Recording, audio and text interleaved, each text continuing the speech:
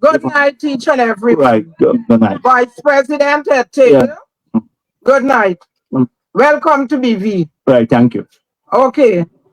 That matter that young man just raised, that equipment was by the primary school. You had that and I think a canter truck. We have served them with notice, nobody moving it. We served them with notice, probably about 14. So I asked the police, I asked Sergeant Sardina, Sergeant Fraser, and Sergeant Charles to look into it to see who owned the vehicle. We couldn't find out who owned that vehicle. When I served them the last letter, the taxi driver that I went with showed me where this man used to live. So I went and I took the letter there, they moved the canter. When they moved the canter, now I made to understand. One day I was at the main road, I made to understand that this same young man that was here just now, he told me the owner gave him permission to move that vehicle. I told him, I said, if the owner gives you permission, the council did not give you permission. The chairman did not give you permission. I don't know about that, so you go ahead. He even went so far to go on his cell phone to call the gentleman. I said, I'm not in that. About 5 hours after, like about 3 o'clock, I got a call from the security at the NDC, only to tell me that the gentleman that owned the equipment is here. I tell him to let the man go to the station. But I'm not. Right. Yes. So, listen, we can examine it. Yes. But I don't want to be caught in approving stories. Exactly. Here, I'm here for a different reason too. I don't want to be caught up with all of these things. Then I leave here and the young people don't get their gong fix or something else, right? We're getting caught with everything else under the sun.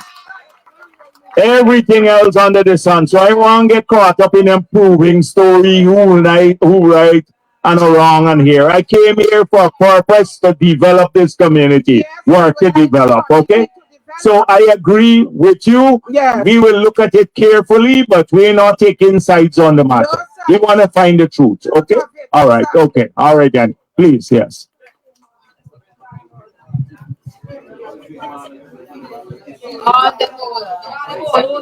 Good,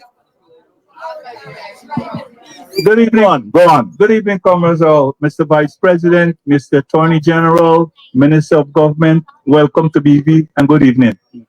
My name is Denzel Hamilton. I noticed earlier you pointed to me as the Minister of Labor. Yeah. I know. You look, I thought it was Joe here, but I am Joe. Yeah, I know Joe. I am Joe. Yes, I know. Yeah. I am Joe. Yes. No. I can see the resemblance. Yeah. I'm not blind Charles. Yeah. Yeah, Mr. Vice President, I have some concern about in the village.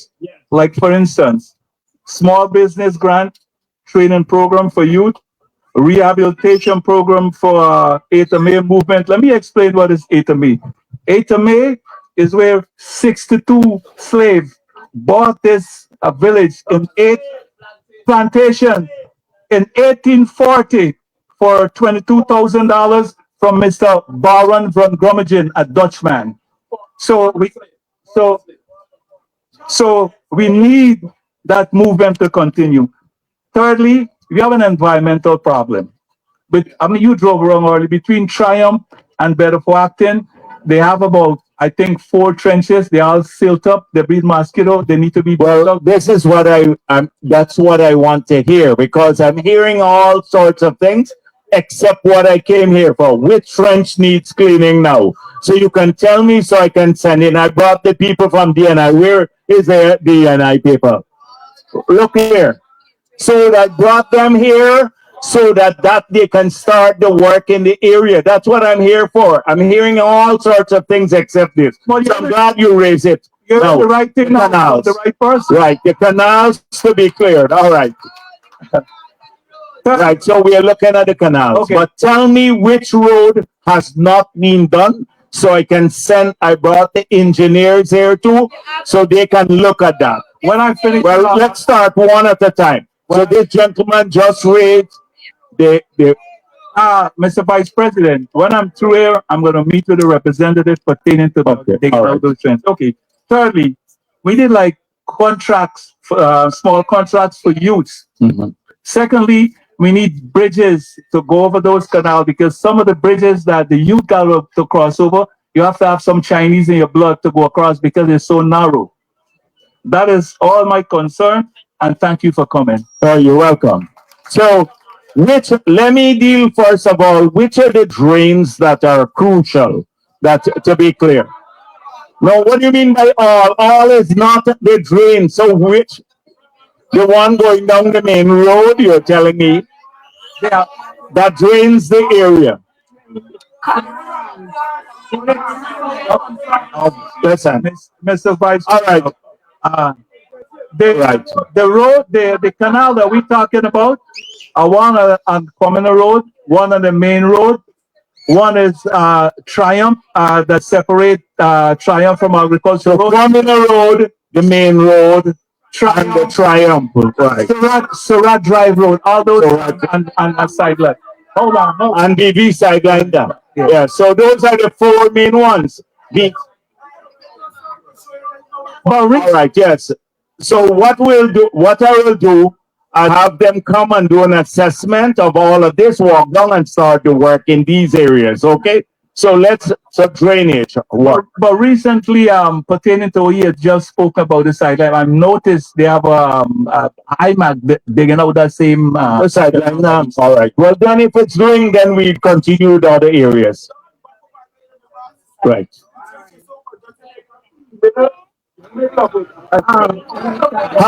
How let's deal with the drainage issue first, right? So this gentleman is saying that at the back there on the drainage, come on the drainage. No. All right, let her speak. I'll come back to the issue. Yes, please. Please help her. Yeah. Good night, everyone. Current Vice President, I have two concerns. Okay. About 5 months ago, my street was done, Railway Street. Okay. 3/4 of the street was done. They said 3 contractors were given that contract. 2 of them did up to where they were to go. And the third didn't complete? Never completed. Oh, where Colin, Andy, who got the contract and didn't do the third area, the East Coast? Yeah. Yes, but the third one is there. Who's the name of the contractor now? Tell them the name of the contractor, and so that they can watch him. And the road coming up. One minute, right? Let me find out about this one. Okay. Yes, and you follow up on this, right? To make sure you follow up that he gets this done. And the cross street by the burial ground, they did it halfway, the whole half. So find out if that's under the program too. That's on the program too. So who got that contract? HG? Okay. Construction. So you follow up on both that their lady just raised, all right? Okay, and I have my own concern. All right. Well, if it's a personal one. No, but it's a personal one that you got to address. Okay. No, everything comes back to me. It's right. Okay. But I was a teacher, and I was forced into retirement because I had a stroke in 2016. Well, you had a stroke in 2016? Yeah, I was forced into retirement. So I only live on my teacher's pension because I have not acquired the age yet of the old age? NIS and old age. Oh, okay. But what I'm asking, if I notice that policemen and soldiers and the firemen, they have a problem with numeracy and literacy. I want to know if y'all don't have contracts that you employ teachers to do teaching. With the policemen and firemen? They got problem numeracy. They disagree strongly with you, but let's see if we can find you something. Give my staff your name and number.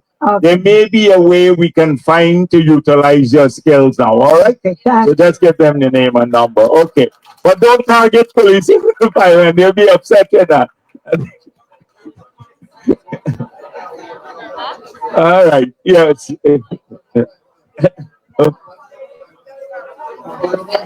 Oh, yeah, yes. Come about you're a fireman there too. Yeah. Yeah. Good night, guys. All right. Good night, BP. Good night. Good night. Good night, ministers. Good night, AG. I must thank you guys for coming out and visiting Betervewagting to hear our concerns. My name is Jason October. I'm the deputy for the Betervewagting CDC. I have three concerns. One, right now the Betervewagting CDC don't have a permanent building to conduct their operations. We have a dilapidated building at the back here, a center. Who owns this building here? So after I sent them to look at the community, I sent in there, they did. When I came here last Friday night, I saw a hole on one of the building next door, the roof. And so I asked them to look at that, but they said that there is a padlock on the gate and that Norton had handed this over. Is it a government building or a new building? The one next door. Well, I'm not quite sure. Maybe. No. I just want to find out, is that belong to the PNC or is that a government building? The government. It's a then why is there a padlock on the gate? Why is there a padlock on the gate? If it belongs, it should be open to the people in BV. Well, who is it? Where is the chair? Yeah, can we get yeah. Whose building is it? It's a government building, so why is no, please, not you again. I just asked for the chair. I asked the chair, nobody else. Just the chair. Whose building is it? I think that building belongs to the government. It's a government building? Yes. So then we'll break the lock and go in and fix it up so people can utilize the place too. Yeah. Yes, so you like that Right. to happen. If it's a government building, right? Yes. Because they told me it belongs to the PNC and therefore somebody lock it up. I know. Yeah, please, yes. Good evening, everyone. Yes. I stand to be corrected. The building was donated and constructed for the 8th of May movement. Right. Right? Oh, but This is a group in Betervewagting that represented the youth. So it was, I think they got a contract from the government at that time. So they constructed the building and they provide services for the youth and the. all right. Now it's a government facility. Government building. It is not? No. No, if it's government's money and government's land, whose building is it? Mr. Vice President, may I remind you that the building was constructed by you. This is the youth choice. Correct, sir. This is the youth choice. Then it's government. No. If that's the youth choice building, then you better somebody clear out of it. Yeah. If they're using it, it must be open to everyone in the community, including the guys who want from the CDC or elderly can hold their thing. Anybody from the community should be able to access the building. Not one group of people, right? So we check this out. Yeah. If that's the case, we're breaking up the lock, along the lock, we're fixing it up and open it. We'll be giving it to the community to manage so y'all could utilize it. that's fine. Properly. All right. Another concern. Yeah. With the backlands, right? Some of the farmers, from visiting, the dam is pretty bad. Let's say if we read the dam, within a week, the dam with a lot of vegetation would start up back again. So it's very hard to access the dam. How many farmers at the back there? From the last time I checked, really, maybe about 25. 25 farmers. But You listen, sir, help me do this. Get all the farmers together. yeah. and I will send the Minister of Agriculture to meet with them in the area, the backlands themselves. Okay. Okay, so give me a date and I will send the Minister of Agriculture to go in with his staff and they'll meet at the back. Okay. Okay? Sure, definitely.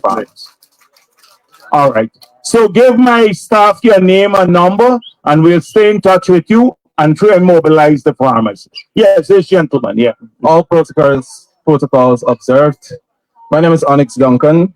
First of all, I would like to publicly congratulate Israel Yaw for being called up to the Guyana basketball FIBA 3-on-3 tournament. So big congratulations to Israel Yaw. He's from Betervewagting, guys. And also congratulations to Omar Glasgow, who is also here currently, who has surpassed the leading goal scorer in this country with 18 goals right now.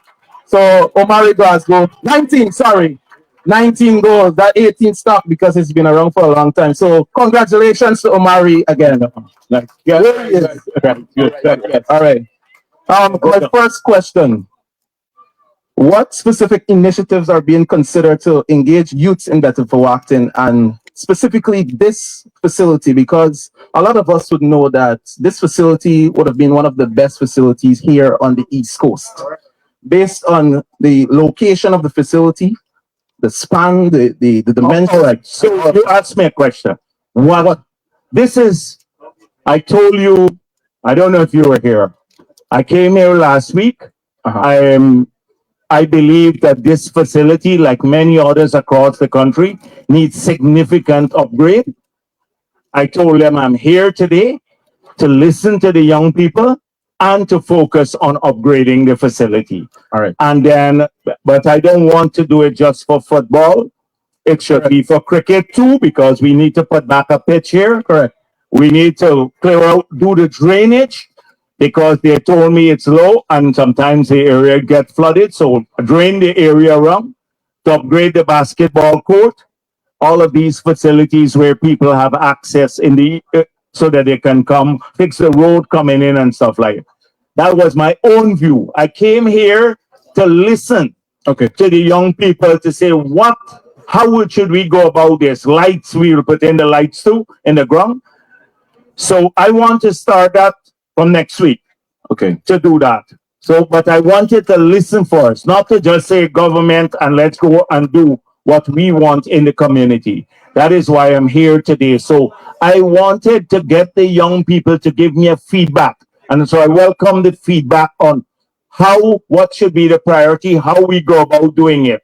Like the basketball court, they told me the bleachers are too close to the court, so you can run into the bleachers if you come off the court. That was my report earlier in the week. So how do we fix that? That's what I'm here for today. And then I spoke earlier about the feedback for young people, particularly on scholarships, jobs, job training, etc. So these are some of the things I'm here to discuss, and we're open to specific ideas and initiatives. Anything you come up with, we'd explore it. Okay? All right. So that's one. I do believe that this facility here in Betervewagting can be one of a multi-sport facility like what we have at the sports hall, because we have the resources to do that. We have the width and the span to do that. So it's not only that we can do cricket, football, and basketball. We can do tennis and everything, and you get all the youths involved because we have youths that play table tennis, lawn tennis, and they have to travel all the way to town. Yes. So that's what. But give me specific ideas. So we got past the encouraging me to come here and do something. Now we're doing what to be done and how soon and what should be the priority focus. Well, I that's think what we are moving. I think the priority right now, because I'm a part of the football team, and I think it's the grader ground. That's it. I know that. Correct. So I told them you got to get the grader ready. We got to blade this ground because it's bumpy. That was what I was told. That is correct. Today. And I saw a man missing a whole heap of goals here, kicking the thing and stuff. And he blaming the ground, but I don't think it was the ground, you know. Yeah. I want to say on that note, because of that, he blamed the ground, because since April, the ground has been in a state, and we couldn't. But sorry, people blame the ground for everything. Yeah. But that is one. Another thing, I know you spoke about education. are there plans to introduce vocational training or skills development? Just talk about that earlier, man. But No reading. I understand Yeah, you are coming with it, but this is supposed to be done on the NDC level, and the NDC does not. No. This is not an NDC. Well, forget the NDC here. This is a government program. You get the people, Hamilton comes, organizes the training, get it done immediately. I understand that. Scholarship immediately. I understand that, Mr. President, but protocols needs to be observed, and in order for development need to happen, it needs to done on a true local. No. Don't give me that. That's where we face. In every community, local government has its role. Education, the delivery of educational opportunities to the people of the country is not one of those roles. We don't have to go through a narrow end of the funnel. Had we gone through every NDC, you would have had 1,000 persons studying now instead of 28,000. I'm now constraining this government. Our duty is to every citizen of the country, not to go through anybody. You want a scholarship, you put down your name there. I'd send Opade here, and you don't have to go to no NDC office. You'll get a call from the government of Guyana. No, nothing like that. NDC has its role, and we'll support them in the role, but not to get a narrow, to slow down things. Okay, so the government is supporting the NDC. Yes, that's what we have to support NDC. But okay, but all right, and also, would the government be playing a continuous role in the development of the infrastructure of Betervewagting? Because once you come now, we know you're going to take 3 months, 4 months, a year, 2 years to come back. So we want to know if you will be playing a continuous role. Already conjecture. I'm here. You have the opportunity to tell me what needs to be fixed so I can fix it. And I want to understand if you will be playing a continuous role. Let's deal. Let's keep the politics aside for a day, and let's deal with the practical things. Let's keep the politics aside. Yeah, let's move on. Yeah. Good evening, Mr. Vice President. Yeah. Members of the and better welcome with the PPP.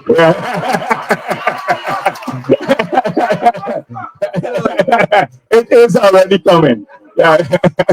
Please. members of the head table. Good evening.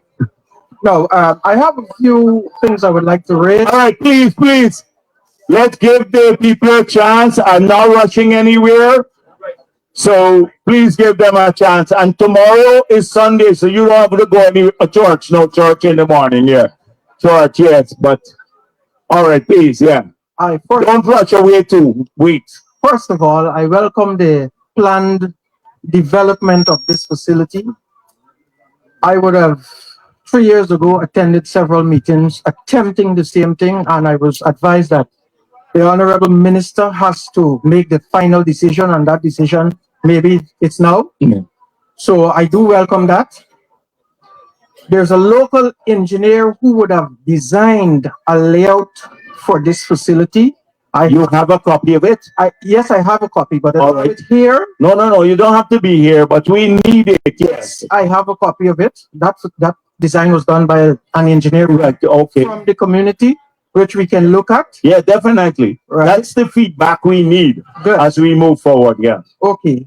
Is there a group that manages this facility here? Yes, there is a group. So then if there's that group, then we need to work with the group maybe starting Monday to lay out, to agree specifically what needs to be done. We know some things have to be done. We have to fix the ground, blade the ground, and put in the lights. Right? So that's clear. But how we lay out the other facilities in the ground would be something we need to consult more on. Right? So when Tuesday at 5, you can come back here. Okay. Tuesday at 5, you'll come back here. Okay? And bring the whole group together, including the plan. Okay.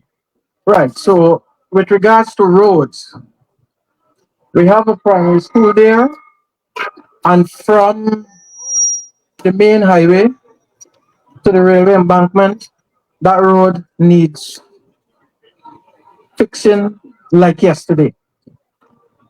Oh, really?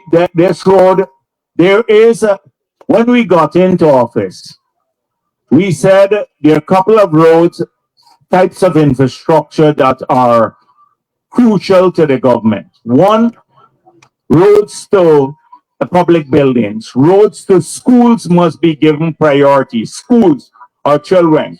And then health facilities, those roads must be fixed. And then to churches and temples and mosques and stuff like that, we wanted that to be done. So I'm shocked that you have a road here to a school that's not being fixed and we're fixing all the roads. What's going on?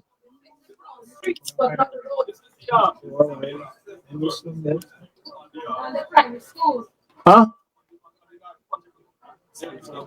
Let me see it on the large project. What's the name of it?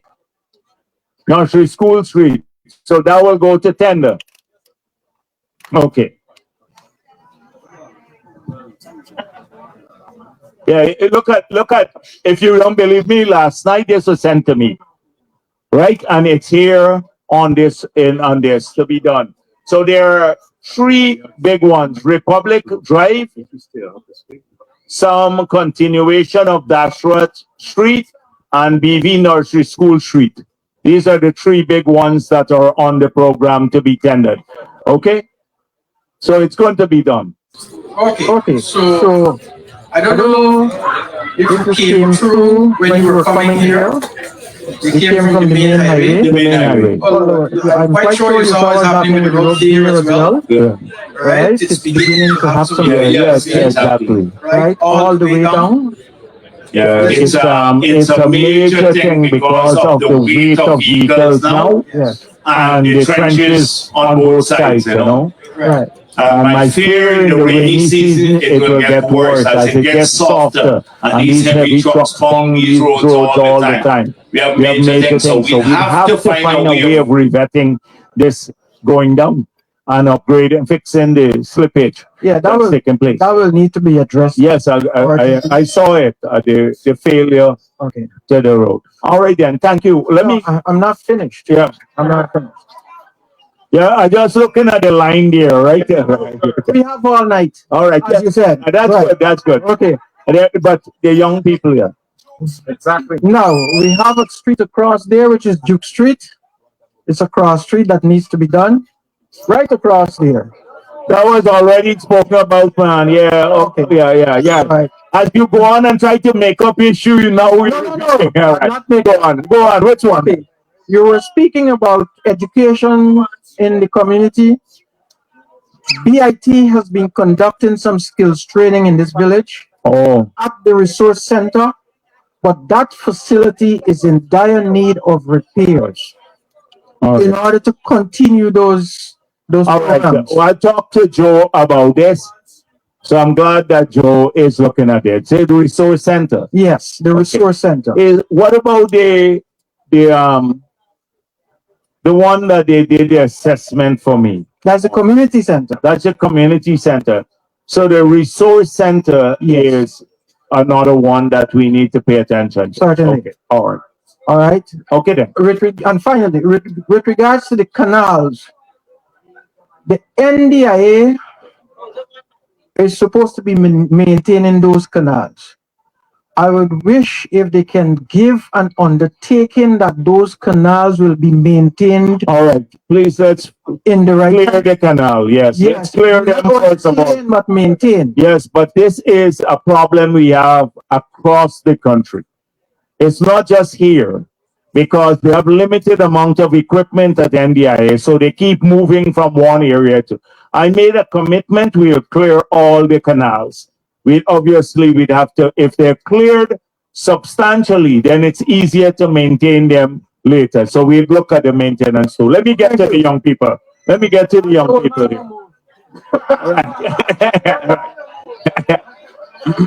All right, yes. Blessed good evening, Right. Mr. Vice President, other ministers, and representatives of the PPP regime. My name is Joshua Welch. And on behalf of this community, as well as surrounding communities, we really appreciate this step that you have taken to come out here and see and address our issues.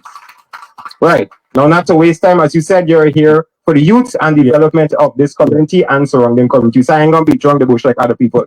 Right, straight to the point. So firstly, we spoke about the development of this ground and other facilities. My personal request is that these contracts that will be given out to individuals are given out to persons who reside in this community. Now, earlier a statement was made when there was a contractor name given, and you said we should look at them. How can we look at someone that we do not know? These persons have been given contract for this community, and we have no idea who they are. Yeah. So who, like, for example, the names of the two persons on those contracts? Who are they? Both are from the community. That's right. I would love to know the names. Yes, specifically the names of those who own those companies. No, but they have the company, exactly. The names of Yeah, the names, yeah, the names we want. We want So we try as far as possible to do that.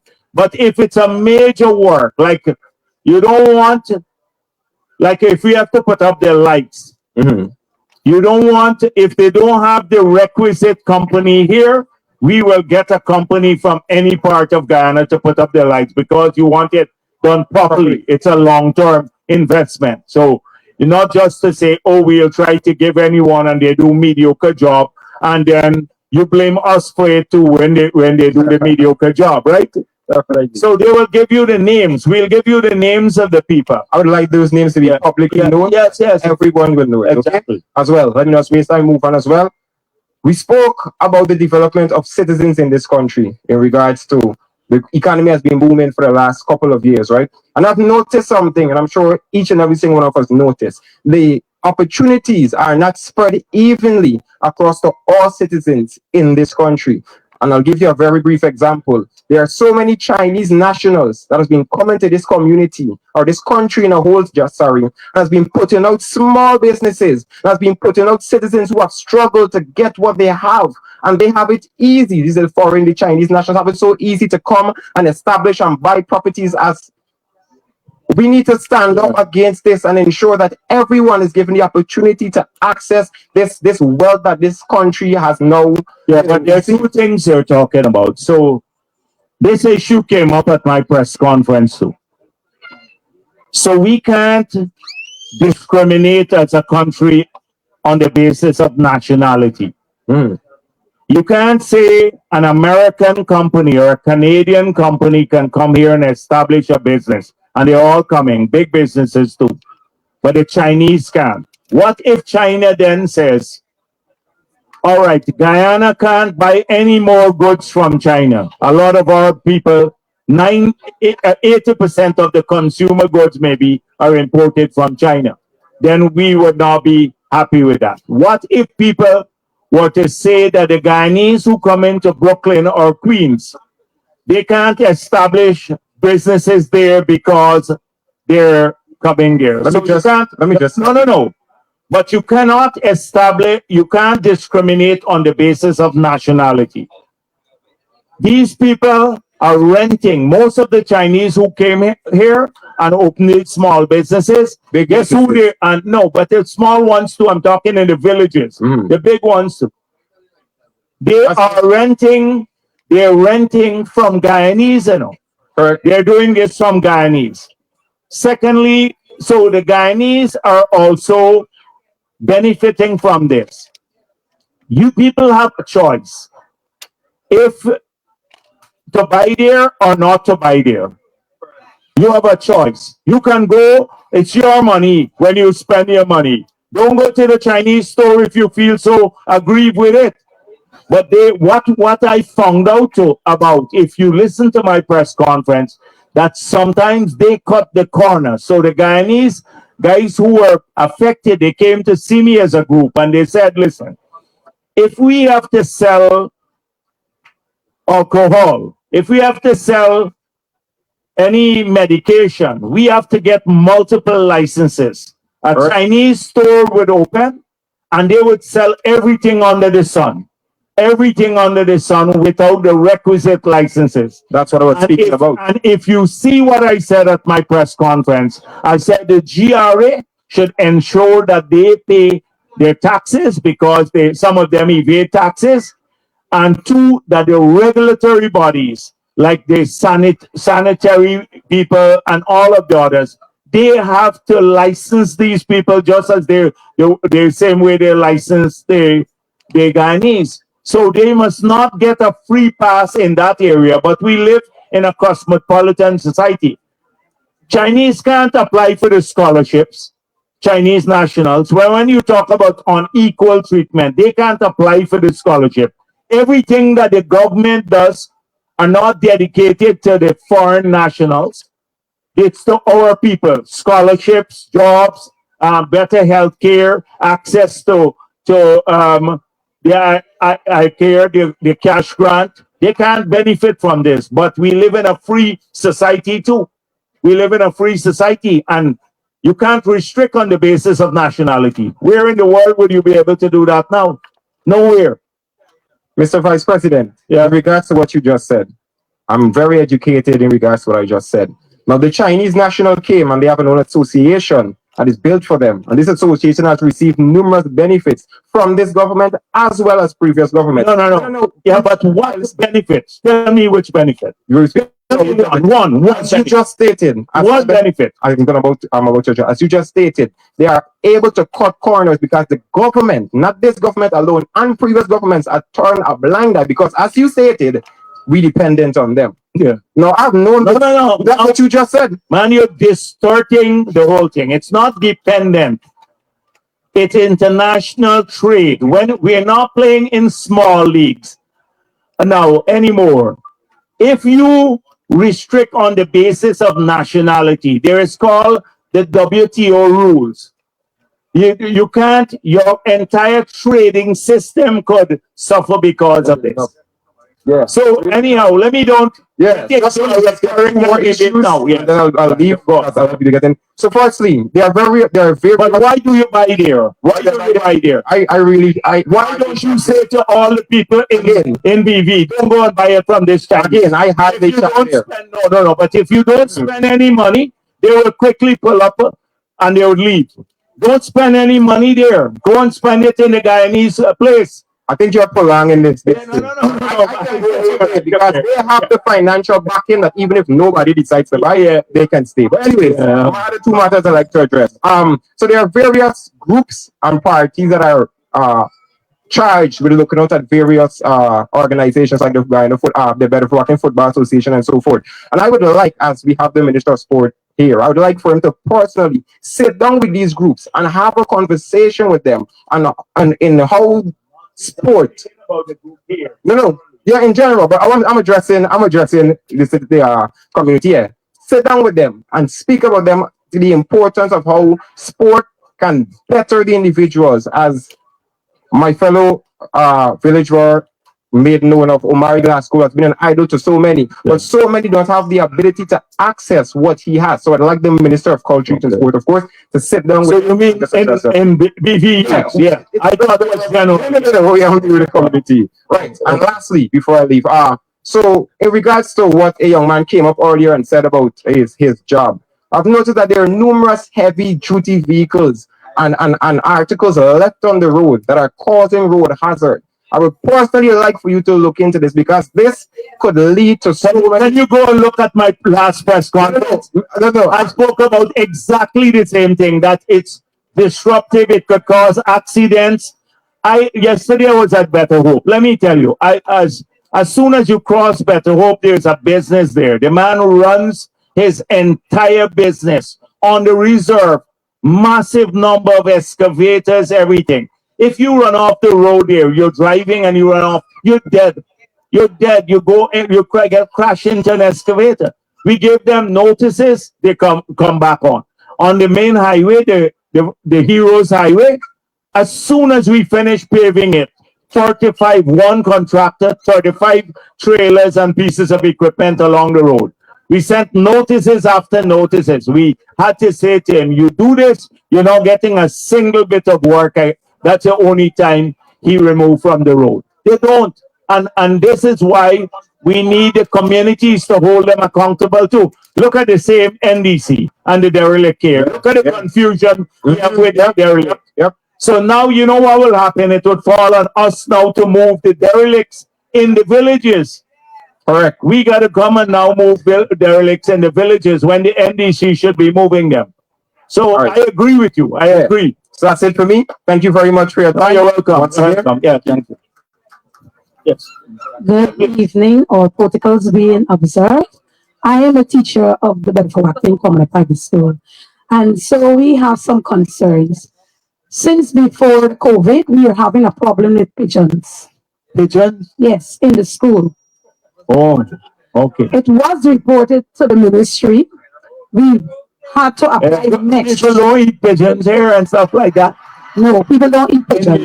Yeah, really? I know in places people eat some pigeon, but yeah. Yes. Okay. So we, So you reported it? yes, Yeah. the ministry probably would have sent some persons to mesh the place up, but that's a mess altogether.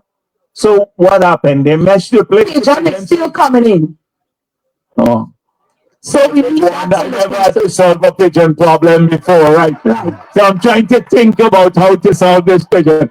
Yesterday, I was at Betervewagting and they told me about bees from the mangrove. Now, you know, a lot of the mangrove grow up there, so they get a lot of bees. But today, let me think about how we address this pigeon thing, right? Yes. Second thing, they would have had us take down all the teaching aids from the wall because they said they're coming to paint the building. They never did. So why didn't they paint the building? They took down the thing to paint They the building. asked all the teachers, remove all the teaching aids from the wall. They're going to come to paint. This was when, in August. Yes. And that is, you know what happened again? We awarded about 600 contracts to upgrade a lot of schools. We have over 1,000 schools. And the people delay the work. So if they remove it in August, they were supposed to complete it before the opening of the school year. But now the school is open. You can't go and paint in the school. It would affect the children.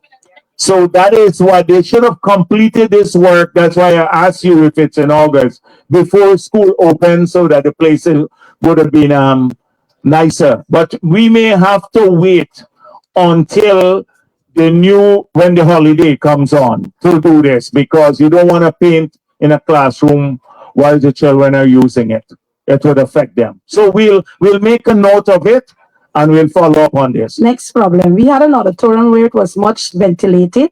They came, they removed the vents, they installed windows, and now the place is very hot. No. They promised to install some AC in there. No AC. And when you're in the auditorium, it's very hot. The fan's not really Who did this? Is it the region or the central ministry?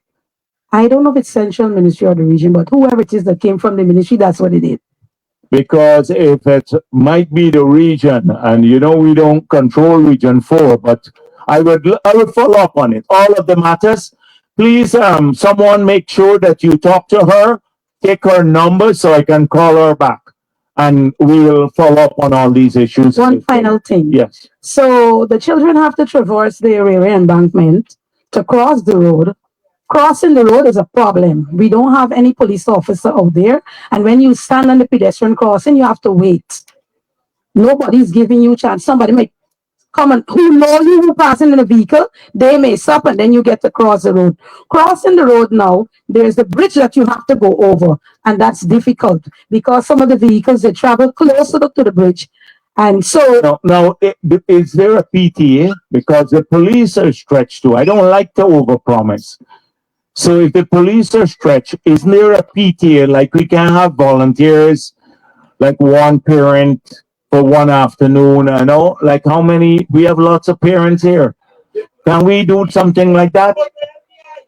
well, actually, when I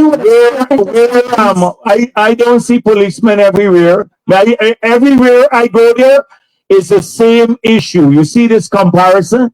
The same issue I face with. Why you think I don't make a commitment? Because if I go to Blackbush Polder, they tell me we want policemen to cross the children. And they got 4 policemen in our community with 8,000 people, 4 polders.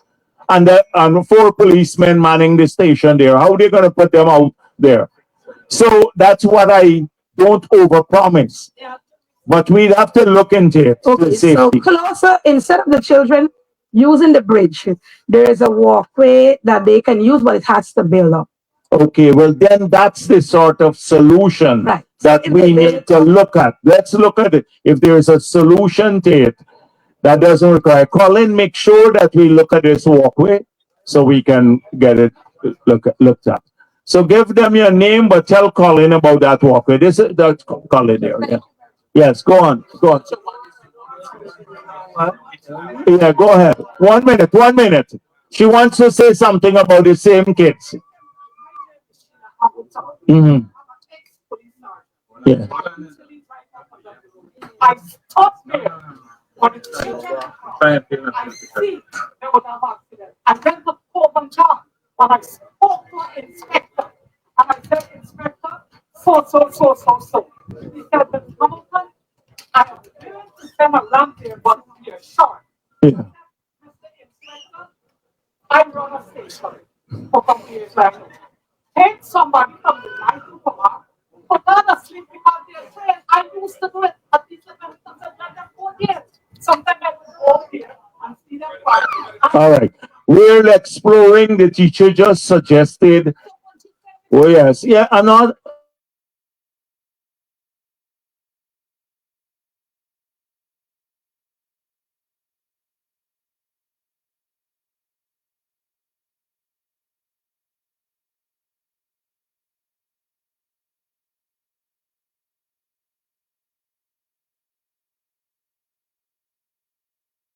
I'm not saying she's lying. And a solution road in Triumph at the back. Public Works. Yeah.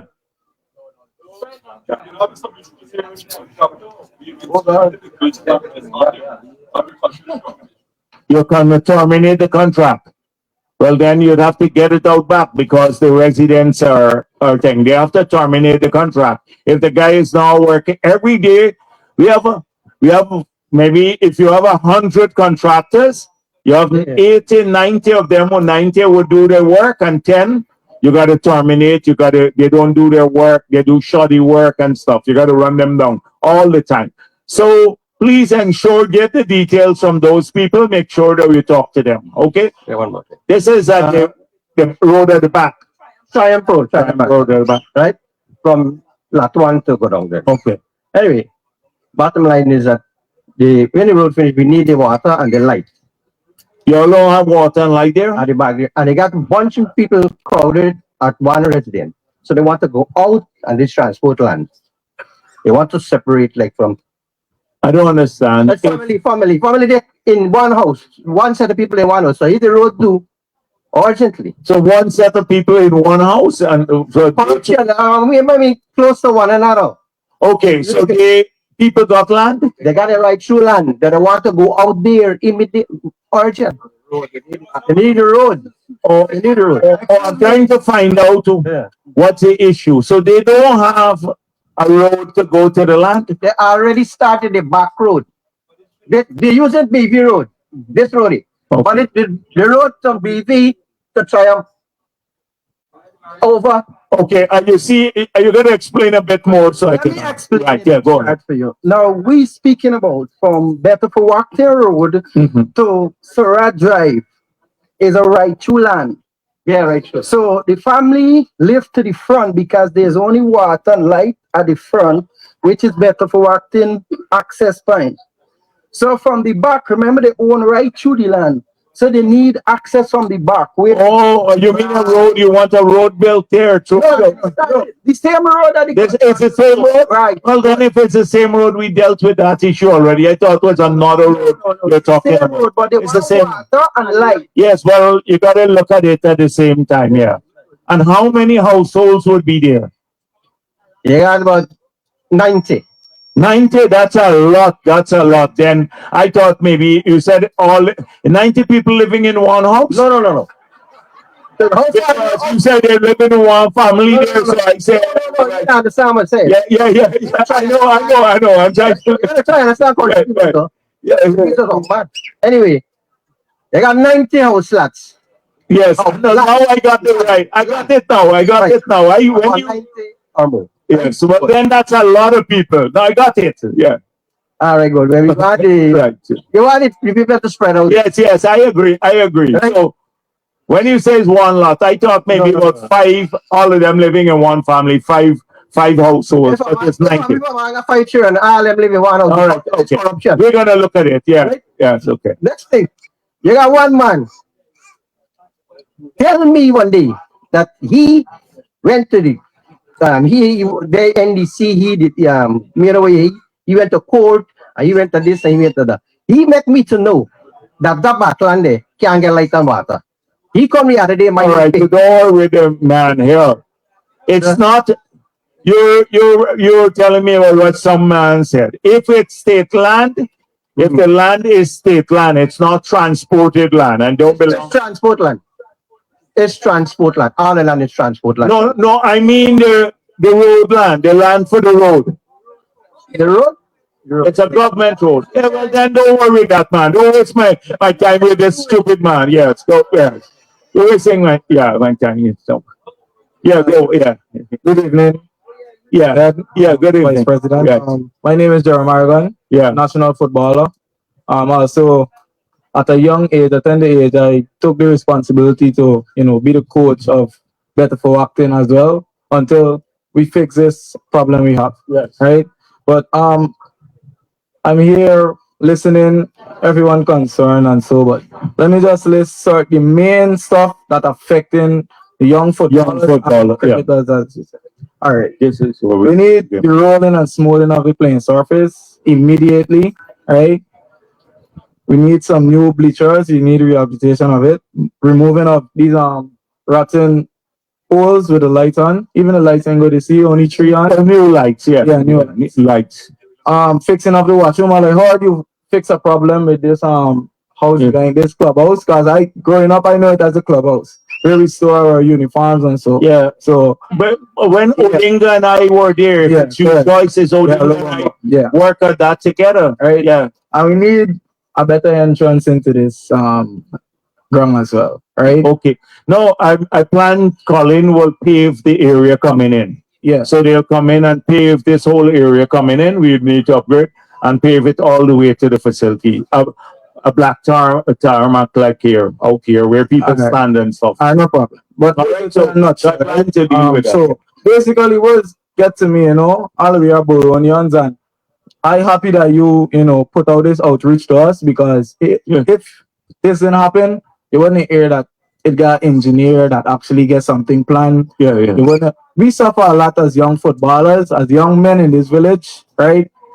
Most of us went to school, get good CXC grades, XYZ, but it's like an afterlife. Most of you could apply and still be unlucky. You won't get, a proper 9 to 5, right? So now we look to sports to be the breadwinner for us, right? Like just the other day, we are a team by the name of Team Cruel. We know the word cruel done some, well, I get the meaning of cruel. Cruel means creating real, unique effort locally, right? So I must say, big up to DJ Dario as well. Right, yes. We come together as one to bring back this village. So he play football for Betervewagting, so did I. We want to bring back this village to what we know it as, right? Yes. A lot of players here, a lot of veterans. I ain't gonna call name, no hard feelings, but I would say you guys fake to us, right?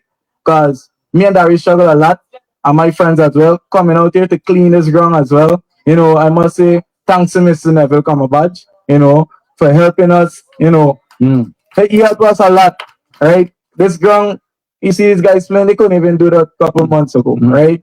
So all I'm begging for, the ground to fix immediately, so we could actually see back BV playing football at the top level, beating up teams that talking a lot right now. So I feel it's impressive. I thought was the East Coast football, but it was individual. It was all the teams were from BV. Yeah, so they invited guest players to spice it up, right? Okay. But you mentioned a cricket pitch. I know if Marlon out there, but we know about playing Marlon footballers versus cricketers and beating them. So we gotta fix it already, right? Yes, yeah. But let me just, come as one. And you mentioned a group. Well, we formed a group, I think it's a couple of weeks ago, right? To help out. Put aside the NDC, we form another group, right? Yes. At a grounds committee, whereby we would liaison with the NDC and make things, accurate. So your group, please come. Yeah, no problem. on, Yeah, no on problem. Tuesday, right? Two. And I must congratulate Omari and Jeremy Garrett. You know, we just beat Barbados. She waiting on them next week again. Just beat Barbados in Barbados. You know, Omari, my blood cousin, brother, you name it. Okay. You know, congratulations. The highest goal scorer Right. right in Guyana. And I don't know, I ain't being biased, but I know he continue playing. I don't think anybody go past us right now. Okay. But what's hurting me, we want to see the next Omari. Right. We don't know if he's the right behind Right, the play. right. Right? We want the ground to fix. We want families to come out here and enjoy football. Football, yes. Because this is a once year interblock. We know about other competitions that can be kept, right? People could come out and enjoy the various things. I know I'm speaking a lot about football, if you talk about Puri, basketball, all these things, I know it's streamlined, but we wanted to fix immediately. Not Yes, just, yes. yeah, we're going to No. That's why I spoke to them and sent in the teams ahead. Yeah. Okay. Well, I came out as well and liaison with the teams and seeing everything is promising and fruitful. Brilliant. But I can't cry right now. But I want it to fix. All right. I can't because I know about waking up, right? Coming home from training.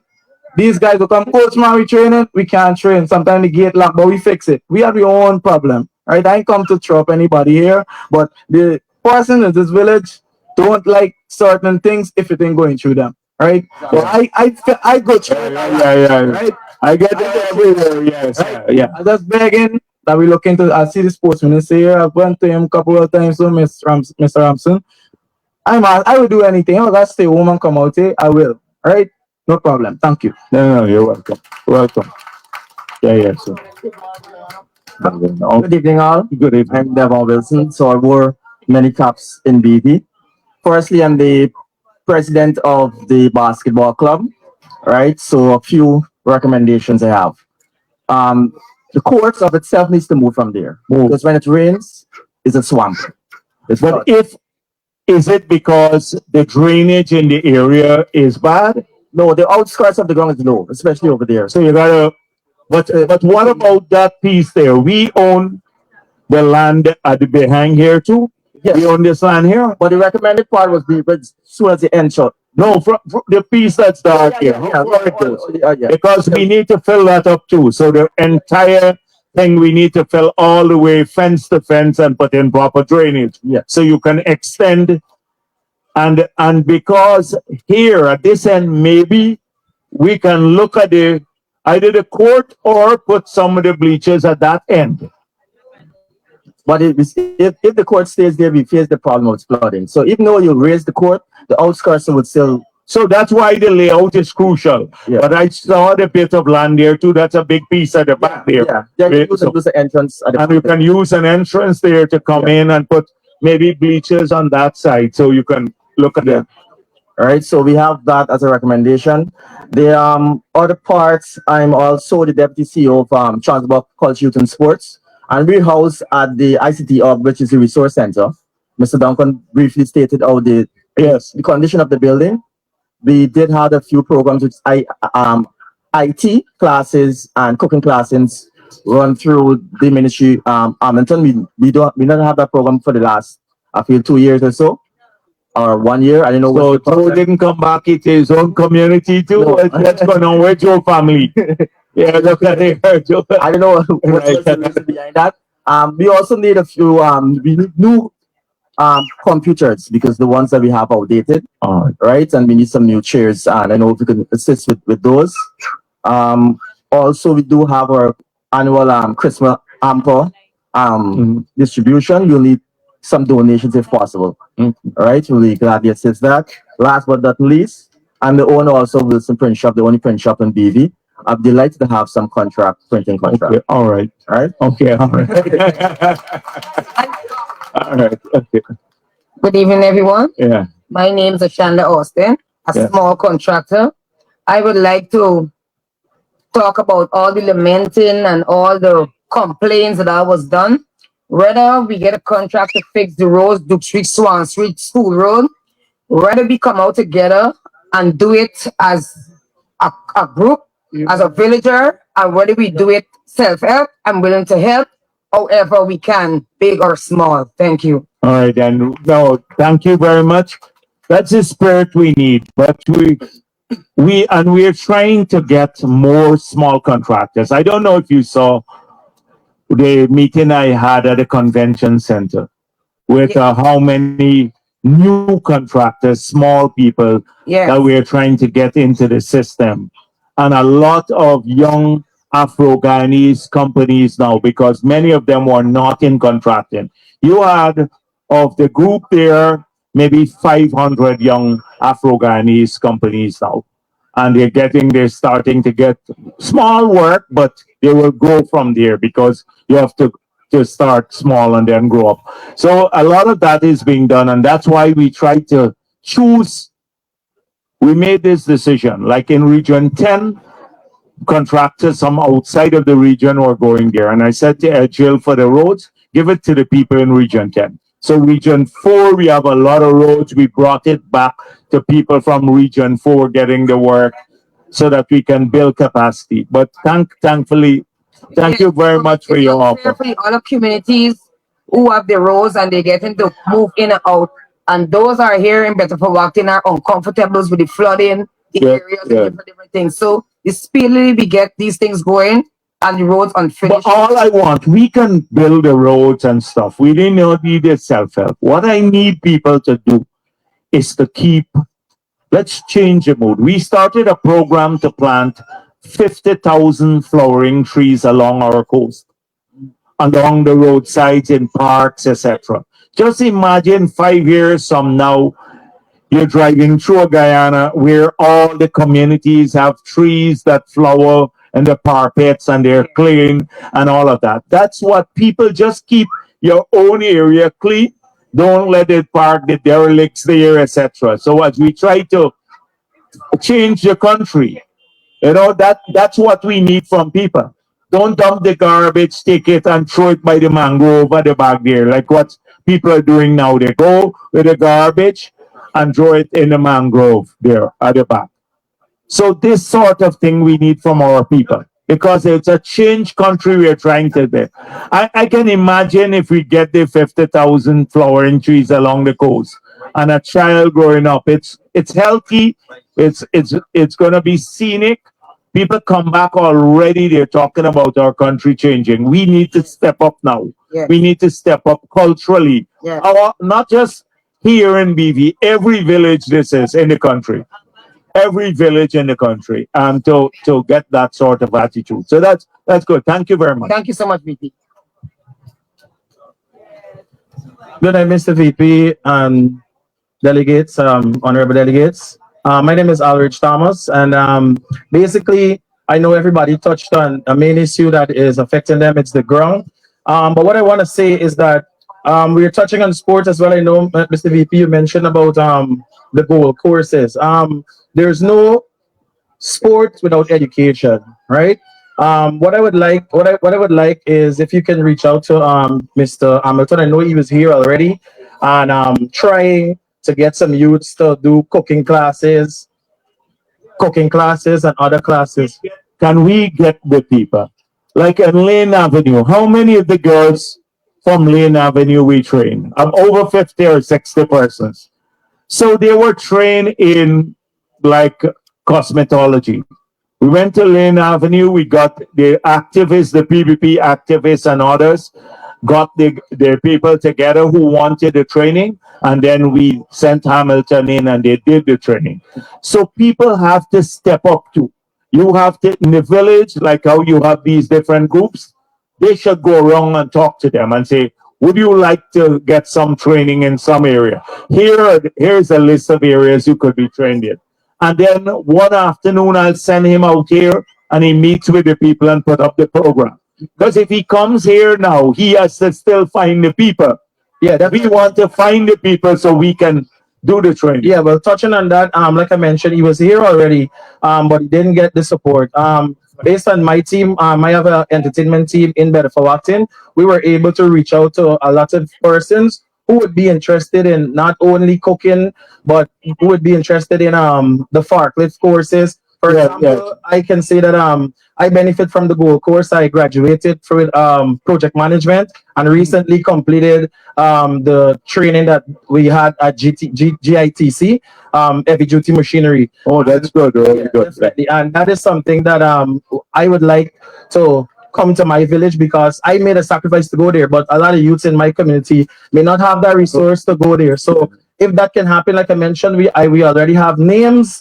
So So I'm going to send Joe. Make sure let's get his. If you have the names, let's get it together. Let's get it. Give it to my staff or one of the others. Sure, no and problem. we'll send Joe. Yeah, thank you very much. And You're welcome. one more thing, we have a lot of talented youths outside of sports. A lot of persons who are young entrepreneur. Most from time to time, you would be hearing a minister pop up there and share 250,000 to assist in small business. A minister, right? But most times, most times when you ask, you're being diverted to the Small Business Bureau. But it's more so persons are not asking for a loan because that business is not established as yet to pay back. But more persons in Betervewagting are interested of having a grant, you know, Yeah. to start business. Yes. So we should. The grant is it's not a large sum of money. It's about $100,000 now, but it is still helping a lot of people. Definitely, yes. It's helping a lot of people. So we'd have to put in place a better system because right now, sometimes through the government system, people don't know, so they can't. We don't get the people who are the neediest. And also you end up with people who may not be as needy as the others to develop a business, but they end up with a grant. So we need to better improve the system. Yeah, just So we'll talk a bit about how we can get this done. no problem. Okay. Thank you very much. Yeah, please. Good night, everyone. Good night. I am from Plantawak. I'm the counselor for that area. And the trench is in a very terrible state. Where is this Planto? Plantawak. Oh, Right down. all right. So let the NDIA look at this too, right? And the road at the middle You're part looking need at- to fix. Huh? The road at the middle, it's broken. It need to fix there. What do you mean the road at the middle is broken? It's like half a hole there. It's slant way. It's like slant. So when the vehicle like driving, they're like lean down. Like the shoulders given away. The show It's like the same thing. Oh, the Yes. failing of the shoulders. Yeah. Guys, the same road. Yeah. You see this better road here? That's happening here too. That's what we discussed earlier. And we need like a Hymac to clean the trench because the water, Yes, they will use a Hymac. Yeah. Or one of the it's big. stagnated and it's very stink. Yeah. Due to the fact like how person mining pigs, they when the man cleaning the trench, if all of us is our human, you can't go in the trench where the water is. No. Don't worry. The trench will be clean, right? That's why I have the people here. So the Okay. canal will be clean. We'd examine the road, but that requires much more work because you have to revet first, like here too. You can't fix that easy. You have to spend a lot of resources on revetting the side and then come back and fix the road because if it's spreading into the trench. Thank you so much. All right. Okay. The next person. Yes. So I'm going to talk about the lights just now. The other man who he promised 3 of the lights there. Never mind. Yeah, I hope you don't withdraw the lights now. That I hope you don't withdraw the lights, right? Yeah. Go on. Yeah. Okay, special good evening to the head table and Yeah. all fellow Baronians. One issue that, well, would have been repeated constantly is the drainage and irrigation. Now, growing up in the early 2000s, it used to seem to me like it used to be a self-help. However, with myself being a recently owning a small business and many other Baronians, we would like to know, like, how can it be able for us to access these contracts? Because a lot of us are basically What blinded kind by of, like a small business, what kind of equipment you have? You have any equipment so far? it. Yes, only like small tools, not like heavy. Or not heavy duty? Because the work that they ask for here Mhm. would require heavy duty equipment. So most likely we'd have to use our own equipment, right? NDIA equipment, heavy duty, but maybe later the maintenance. They rent trucks and stuff to move this stuff out. So if they have people who are renting trucks in the area, when they excavate, they need to move out the the stuff that they excavate. So maybe you can get it registered with the NDIA. You can look at it. Talk to this, Lionel, right? Okay, we'll do such. Okay. Not only that, right?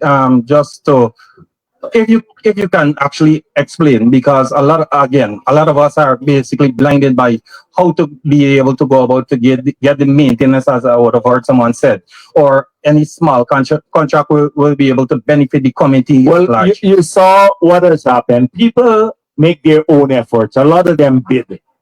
Bid. So if there is, it depends on roads. So like a lot of them bid. They were not getting the work when they were bidding because many are new and they don't have the experience or the equipment. So what we decided to do as a government, because we said we want more contractors and we want more Afro-Guyanese in contracting and small contractors. So we decided to go work based on rates. So you don't have to bid, because if they put in a bid, you have 50 people bidding for one work, and then Please repeat.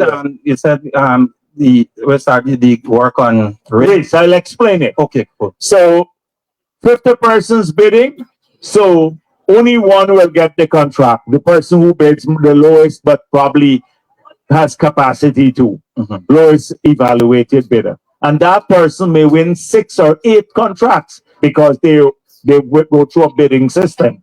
So how are we going to help the others? So we decided, like the roads now, to do roads, concrete roads. If we continue with asphalt road, only a few people can lay asphalt in the country. Correct. So the concrete roads, small contractors can do.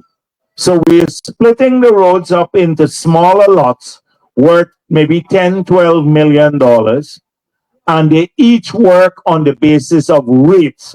So maybe a particular rate, say $3,000 per cubic feet, or something, per linear feet or cubic feet, square meter per square meter, just that.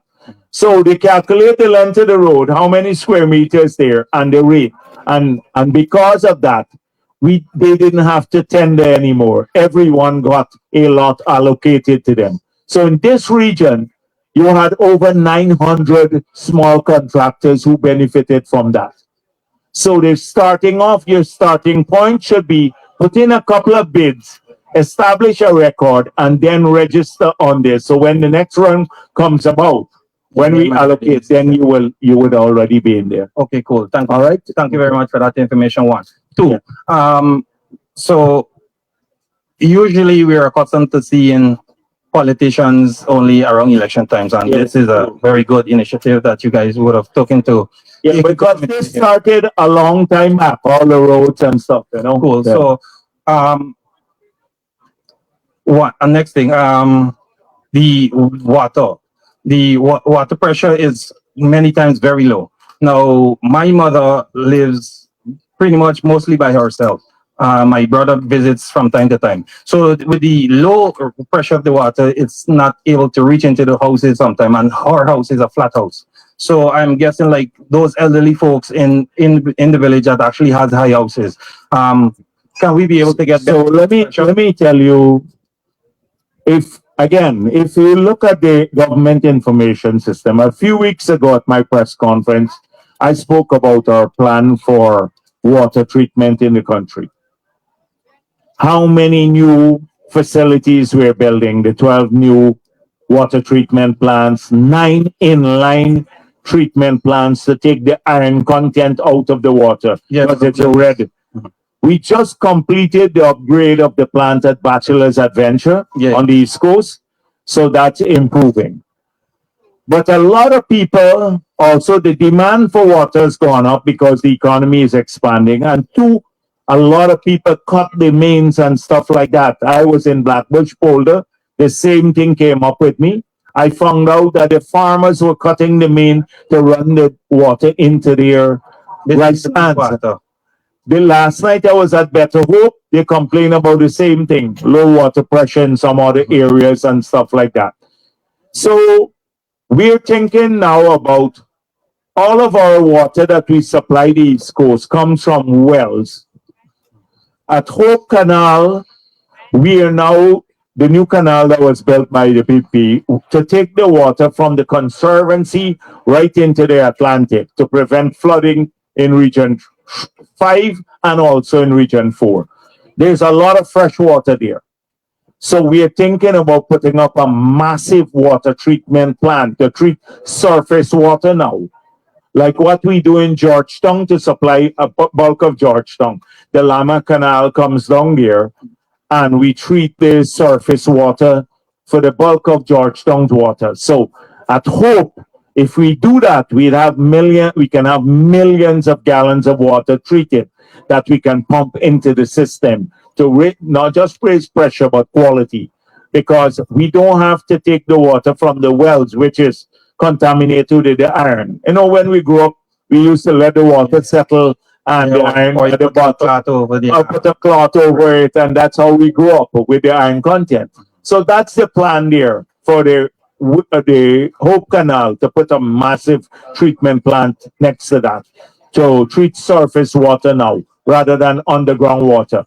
And in any case, the underground water, we have a saline intrusion because we're so close to the sea that the salt is intruding into our water table.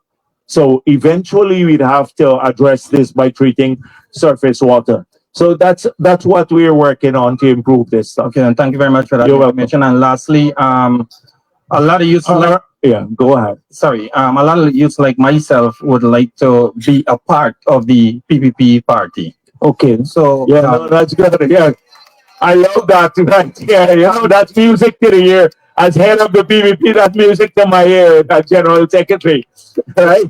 So we don't we need to have a group. When people come to us, you know, for a long time we suffered for years because people say, oh, the PP is racist.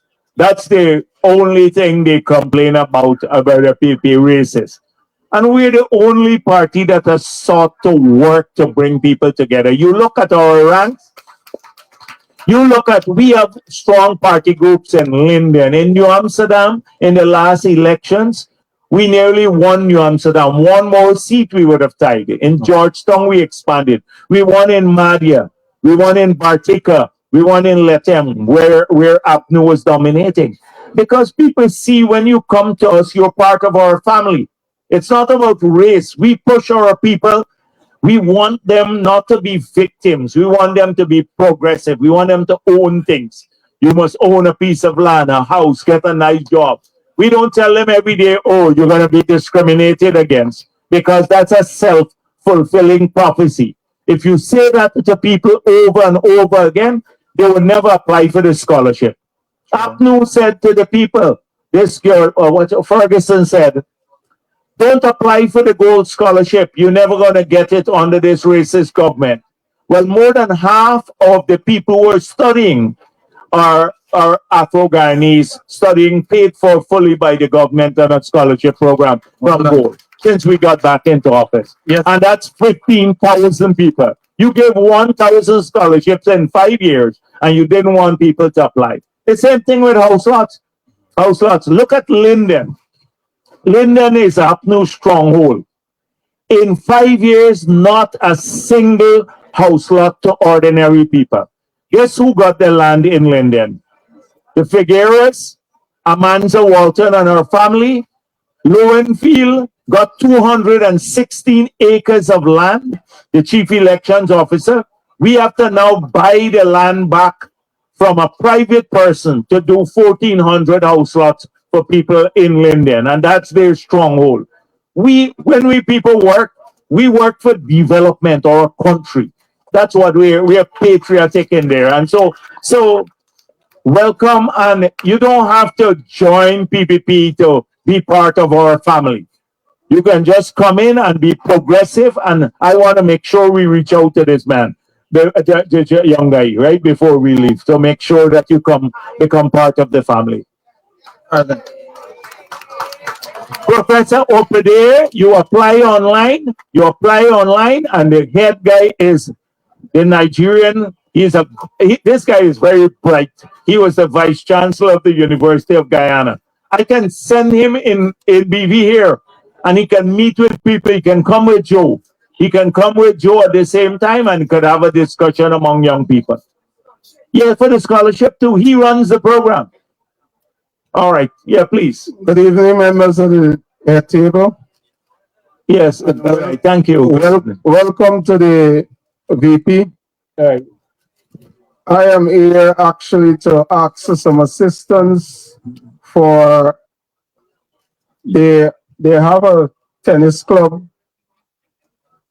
that is training at the BV community primarily, which table tennis, and it is run partially by the police. Oh, okay.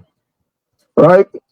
I am happy to say to you that 3 of the persons that won gold medal at the IGG,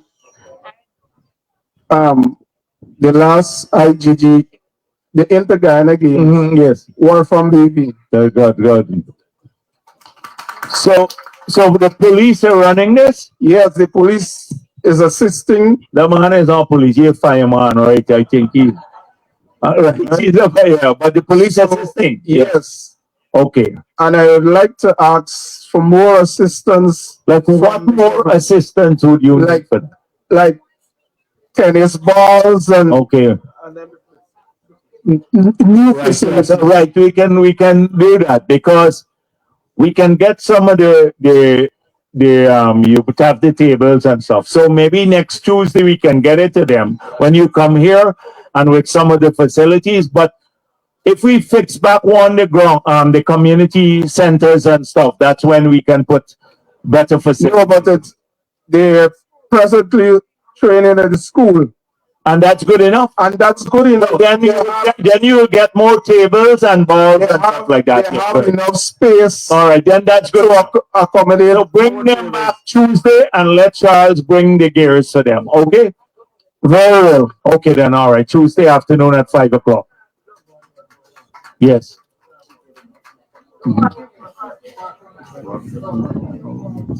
Oh, yeah. Okay. How are you? Right, yeah. Greetings. With all protocols being observed for the head table, I want to greet this audience by saying Hamjambo. This is Swahili. Your reply should be Atu Jambo.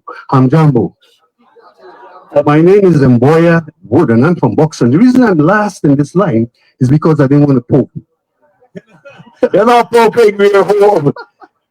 We can't poke in our own country. And the reason I'm here is because couldn't get through to Kwame to run from Boxon because I hear the VP go. Kwame McCoy, you're not taking the man's call. Not at all. So I with Nandalal is even more that might be a better number. Yeah. I know the number. Now, I stand here representing Boxon, a testimony to all that you've said tonight. In Boxon, all the projects that were completed under the PPP. No. The all the name. Yeah. We have the Tipperary project, which I mastermind. Yeah, so the Tipper project, rebuilding that's a historic building, you know. It was a lifetime and I give everyone that is born in Boxon. Now we also have the health center, which you completed. Yes. We have a brand new school which was done at the back, the very last school. That's after school program there. And they all the PIC too, yeah. Under Dr. Jack Dio, they built a brand new kindergarten school going to the front. These are all projects that were done under the PVP. But I'm challenged to find one that was done under APNO. One that was done under the PVP. All right, I'm not belittling anybody. My point here is that, number two, I came here because I wanted to see you. Okay. You can drop by next Thursday at Freedom House. Good. Because I have my Thursday press conference and please watch, sometimes we share a lot of our perspective on national issues. Good. So if you have a chance, tune into the press conference, but come Thursday. All right? I'll be there. Please come there. I'll be there. Okay then, all right, take care. I became jealous when I see this here. No. Sir, You know, people never wanted to come to Freedom House. Let me tell you why. You know, historically, they used to say that in Freedom House, yes, we had a trap door for Afro Guyanese. If you come there, you come in and you fall through the top door and you get killed. And the place where I hold the press conference on the third floor, that used to be a torture room for Afro Guyanese. That's what APNU spread a long time. yes. So I used to watch people walk and, you know, on Rock Street. And they would go across the road, walk up, and then come across back. They didn't want to walk in front of Freedom House. That's how much rumors was spread about us. People come to Freedom House openly now, you know, and now they see we don't have trap doors there, we don't have torture rooms and all of that stuff. The lies can poison our people's minds for a long time and keep them away because they know if people come to us, they'll see our hearts. They'll see how we operate. You know, that's it. So, yeah, Good night. please. Good night. Good night. Vice President Jack Bill, all protocols observed. I'm from BV and I'm 77.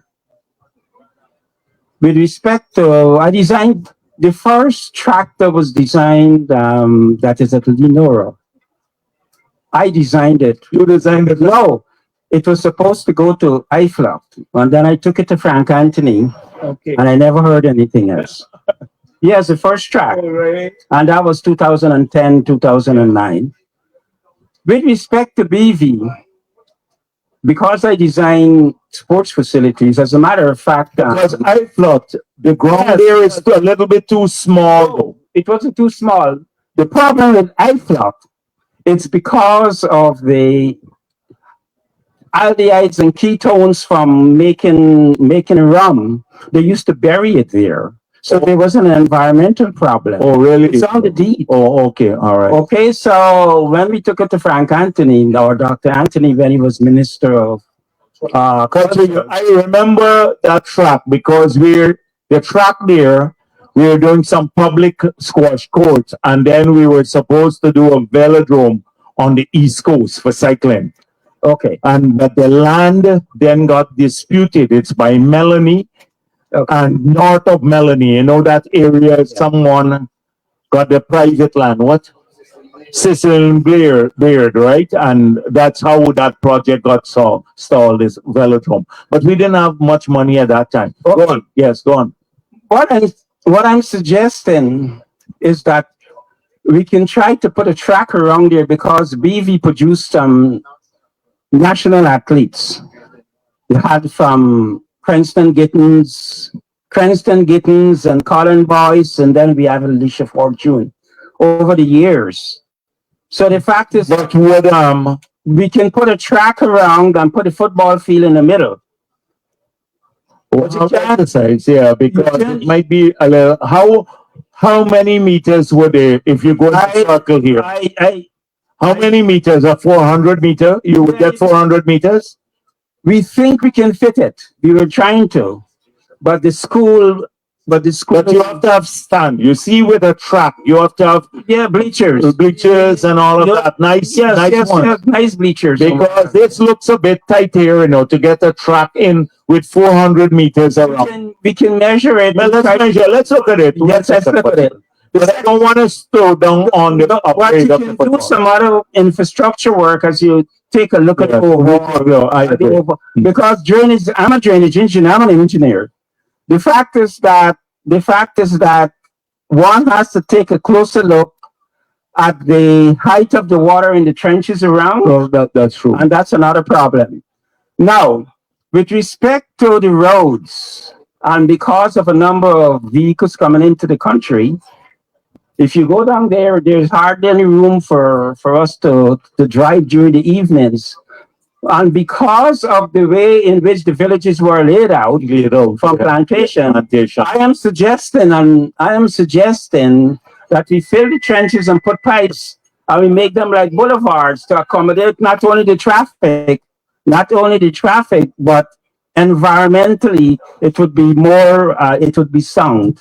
So let me tell you on that initiative, We're working with the King's Foundation to explore exactly that in Georgetown.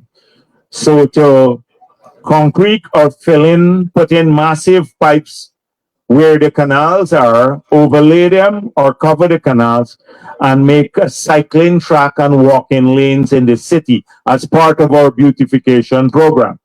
I'm also working on upgrading the zoo and the botanical garden, but it's a different concept if I had a consultation on that.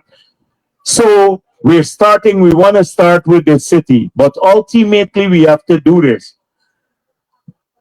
To get the water out though, remember we're below sea level. We can't wait and with variable weather patterns now. For example, in the past, in the month of January, we will probably average about 7 inches of rainfall. In a single night, we can get 10 inches of rainfall now. What you'll get in a whole month, you get in one night.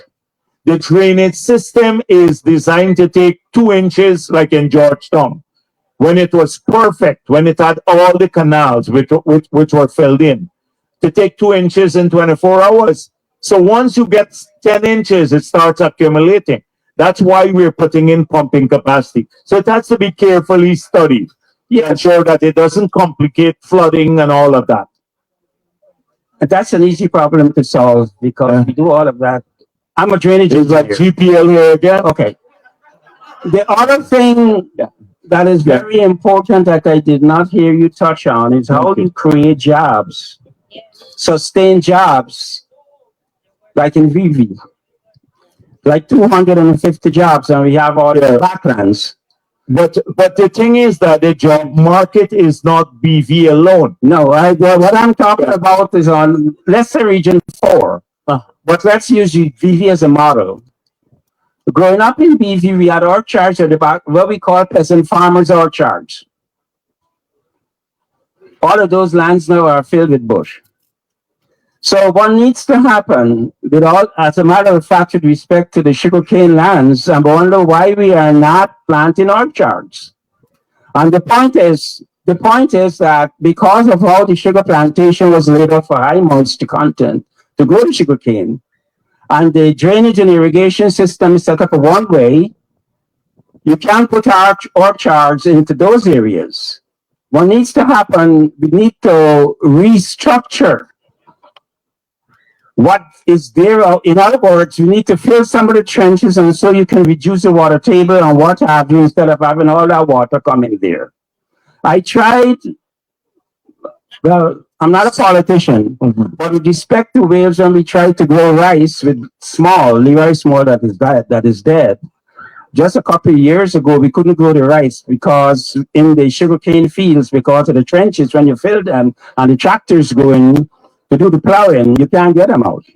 Yeah. But with respect to the backlands, so let me just, because a lot of people are waiting to ask questions, but let me tell you something. One thing I've learned over the many years I've been in government is that people will do what they want individually. Government can steer, government can incentivize, but people will ultimately do what they want in their own lives. And so, too, many times one time I went to Del Amstel. People said to me, we don't have access to the backlands. We want the road fixed and we want the drainage. The farmers will go there. We fixed the road, the drains got overgrown. Twice, the second time I went there, I did the same thing. No take up. People didn't want to do it because the youngsters didn't want to do orchards anymore. In any case, to do an orchard, you have to process the fruit, whatever you get from our orchard, or have already market. And sometimes the market is not a competitive one. So these things here, you have to ensure that they're good quality paying jobs in the country in many sectors. And if people want to do orchard, they can go with the support of the government. So let me tell you, even in a area that is very agricultural, I went to Crabwood Creek. We have 25,000 acres of land from the Skeldon estate that have no shut. Just nothing there. We have another 40,000 acres that farmers own here. And not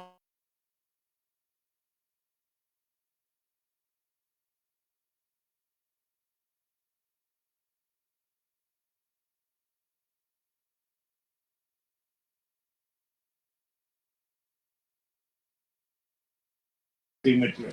I remember in the past that was so. So where are the jobs going to come from for young people? For example, right now we're trying to grow in the non-oil economy. The 9 hotels will get 4,000 new jobs. We're moving on ICT, and in a more advanced level, we believe another 5,000 jobs will come from that sector.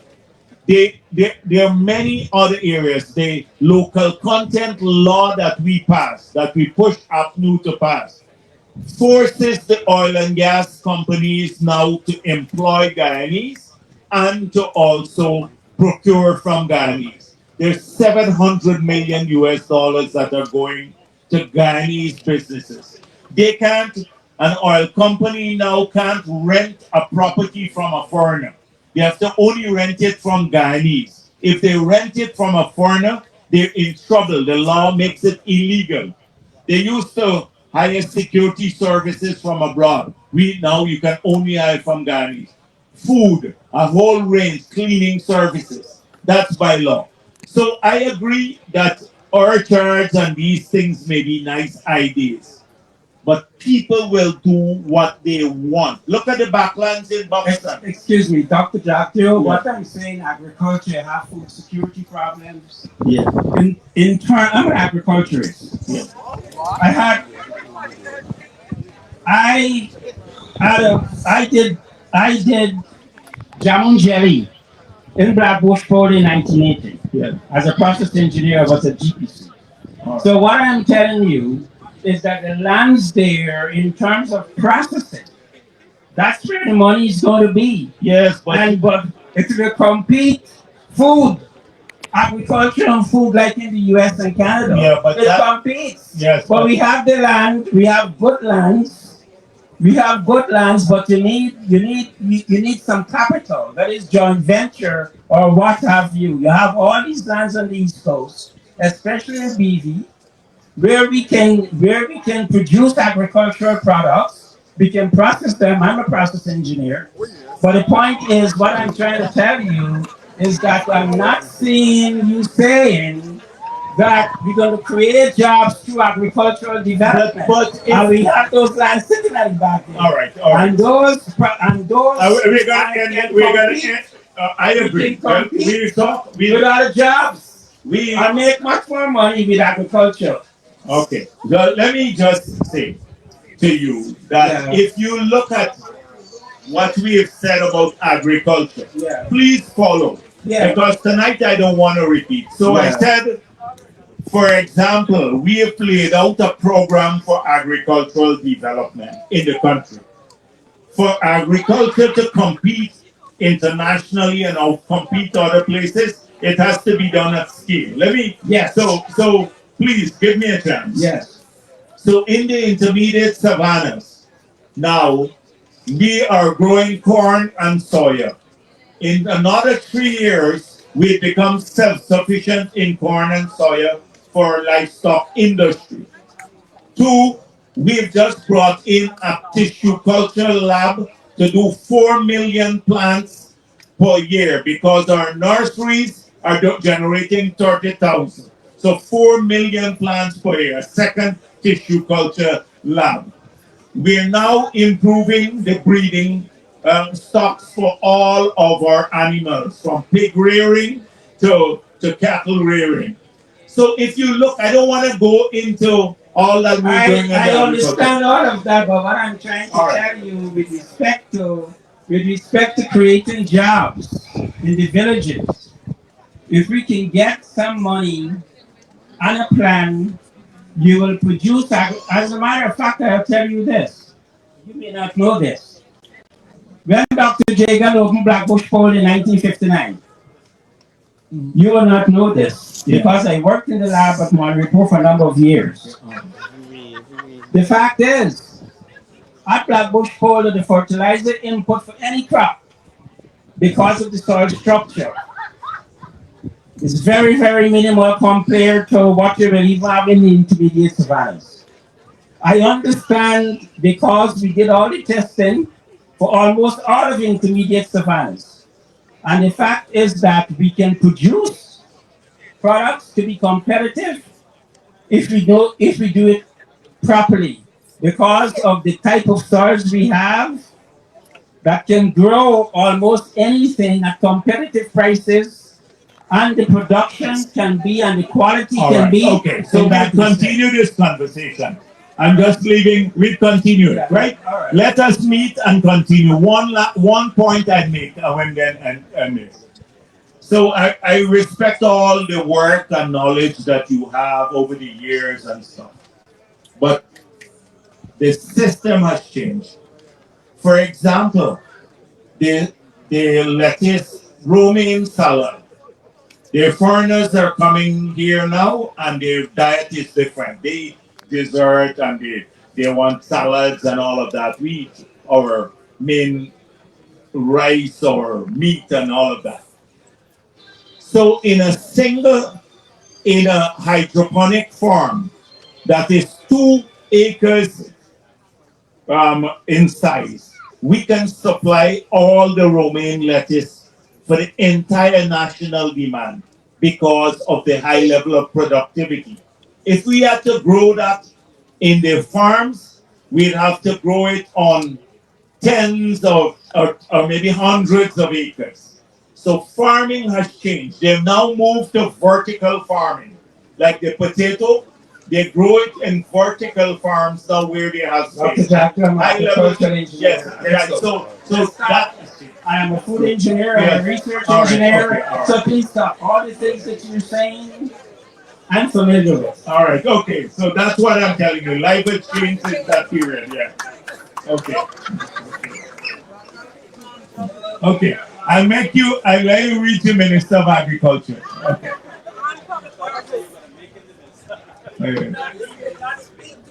He wouldn't speak with you?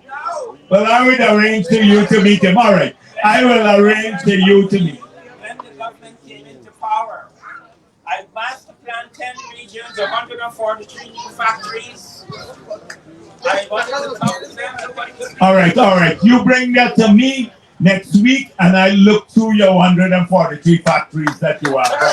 Right, bring it to me. Right, okay. Bring it to me next week. Let me get his number. All right, here's this young lady now. I know it's a long wait, but please, we're not going anywhere, and the pastor wouldn't mind if you go late to church tomorrow. Right? Yeah. Hey, this man, listen, you see Joe, brother? Early the man come with the red, now he turned to green. Long top here. Long top man here, boy. That's right. The man go through with the red early. He talk and then he walk around the village with the green. Yeah.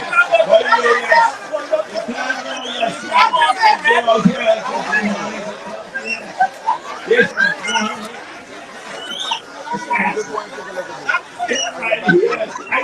I didn't know Tom Charles. But you are a bigger smart man than Joe. Yeah. Yeah. I have a concern that as a healthcare worker, as a nurse, Yes. Since 2021, when the Honorable no, not the Irfan Ali. Oh. Yes, he made an announcement about we had a significant increase in our salaries. Since Yes. then, we have been facing salary disparities, seeing persons with junior ranks being paid more than persons with senior ranks. A young lady came to Better Hope from Buxton yesterday, and she told me about the classification that there was a classification issue. So some of them, when we announced the increase, because significant increase for healthcare workers based on new categories, this is outside the across the board increase.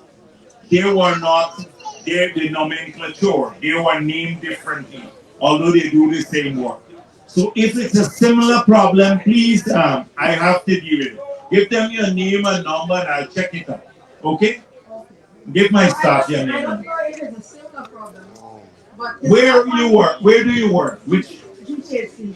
But it's not only nurses, it's in pharmacy. Yes, all the nomenclature. Here's some environmental officer.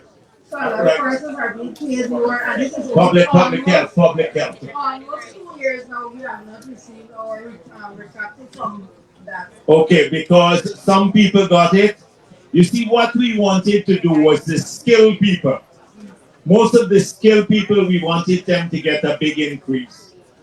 And then, but then the Ministry of Health had to say which are comparable positions. For example, when we look through that thing, if you were a nurse hired by the GPHC, your salary was one level. If you are hired by the ministry, it's another level. And if you're hired by the region, it's the third set of salary. So the same nurses, same skill, but three different wage structures. So we unified all of those to ensure wherever the nurses are, they get the same salary. But sometimes we had the ministry do that exercise for us. So we look into it. All right? Okay. Another question, any hint on our the non police and so anybody apart from the joint services, any hint about our bonus? Any bonus? You're getting 100,000 each soon. That's a bigger than a bonus. Yeah. Yes, good evening, guys. All right. You asked me about the seniors. You want me to say something about the team? A gym for the seniors? All right. But you see, gyms and stuff should be done by private people too, because that's a business venture. They can do a small gym in the area, charge a fee, and get people to go and exercise, right? But what about seniors? Let me tell you one promise we made. We said we will restore the water subsidy and the electricity subsidy. We did that because APNU took those away. And we will double old age pension in the 5 years. When we started off, it was 20,005 in 2020. This year it's 36,000 per month. Next year it goes to 41,000 per month. So every pensioner will get 41,000 per month from next year. And this costs us $20 billion more every year to pay that increase because we have 74,000 pensioners. So that's the sort of thing. But let me go back here. Yes, there is a thing. Yes, good evening, Vice President. Good evening. Yes. I'm Mari's mother, and he doesn't make history last night. He made history before. I don't know if you were aware of it, where he received 2 trophies from overseas for the most goal scorer and the best youngest player. Now, I'm asking, what are you going to do for him? Yeah. So earlier this week, another footballer came to see me with his mom. So maybe let's meet. There was Thursday last. So we'll meet up, or I'd arrange for you to come and see me. All right? Okay, from last Friday, I met them here and they came to see me. So I'm looking to see what else I can get to that footballer. Okay? Okay, good night, everyone. I'm sorry. My name is Stacey Hamilton. I'm from BV. Another Hamilton, Joe relative? Yes. And how come we get so low votes here and we draw all the family?